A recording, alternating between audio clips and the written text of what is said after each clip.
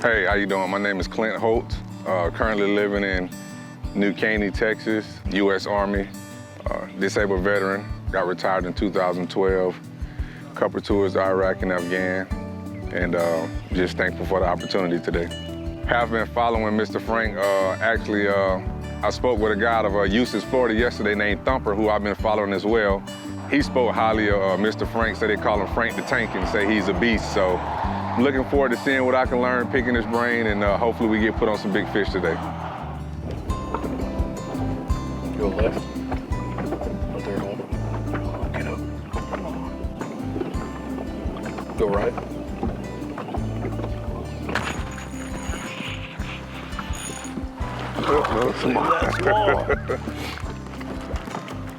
Fishing in my life was a big thing. Did it a lot with my grandfather and my father senior.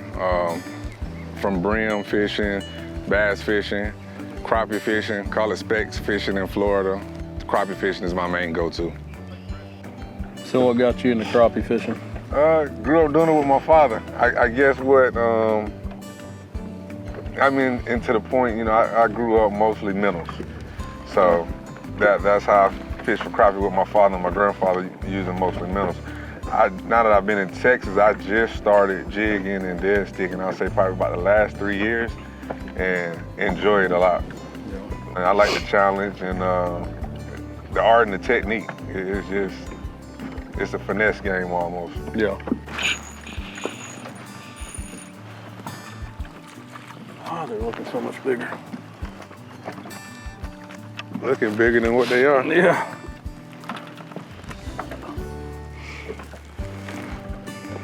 Having a fish fry, so I'm gonna be some good fish fry size. Yeah. And here at Lake Fork, you can catch a white and a black. A lot of times on the same tree, right together. And I didn't experience the white until I got here with being in Florida. Yeah. Yep. Just, you know. Grew up, like I said, in the Sanford area, so fishing more of St. John River, Lake Jessup, Lake Monroe. I mean, did a lot of brim fishing as a kid, brim, shell cracker. That was my grandfather's favorite thing to fish or whatnot. My dad, he'll love when the wintertime come around just to fish specks, as they call them back home, but I mess with them now because I tell them I catch them year round and y'all wait till the wintertime to want to go catch them, so that's the enjoyment part. Yeah, so your story is kind of like mine. You know, growing up fishing with family. Except I did mine in Missouri at Truman Lake down by the dam. Okay. It'd be almost every weekend we'd go down there. I have so many memories of fishing down there with them and getting to spend time with them. And fishing itself is a great stress reliever for a lot of veterans.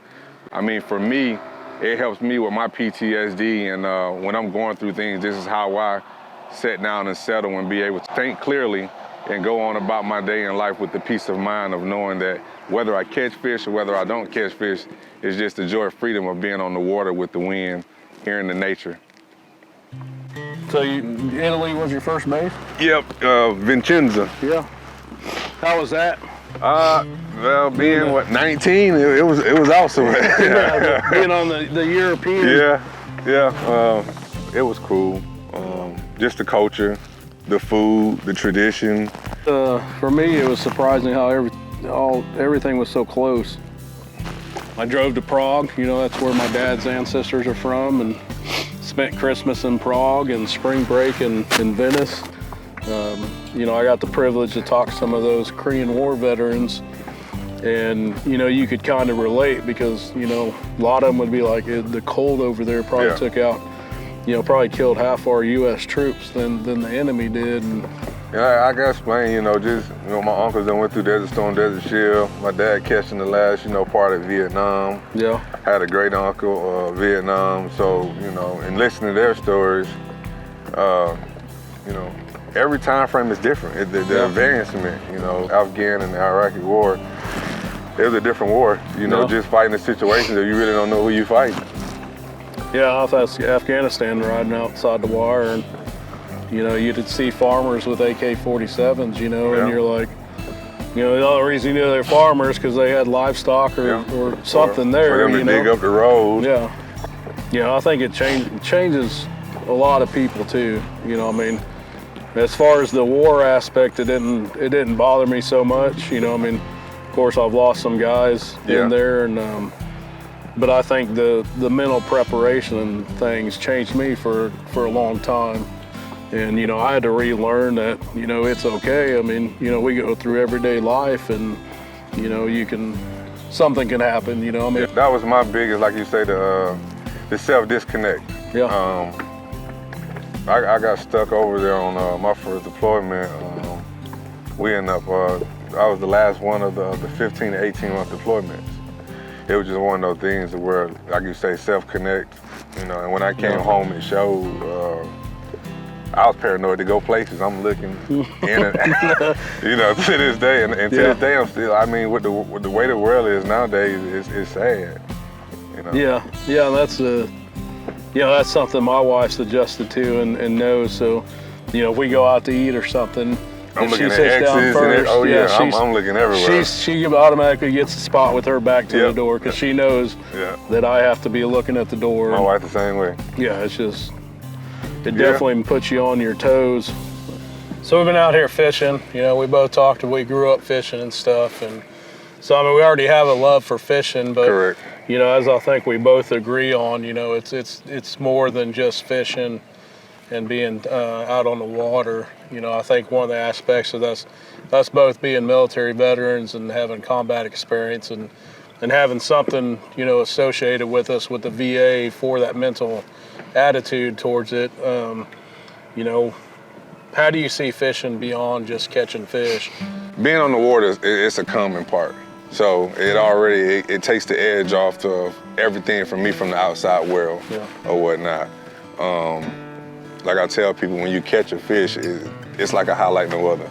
I tell a lot of people, whether it's fishing, hunting, outdoors is a great cleaning for anxiety, PTSD, whatever mental issues it may be. You know, it's just one of those things where it's a medicine without being given a medicine. Yeah. It's a drug without a drug, you know, and it just works different for different people. Yeah. You know, it allows me to think about any problems I have and try to work out through them and be in a relaxed environment doing correct. It. You know, it's not somebody, you know, asking you what's wrong with you, you know what I mean? And being on the water actually helps a lot with that, you know what I mean?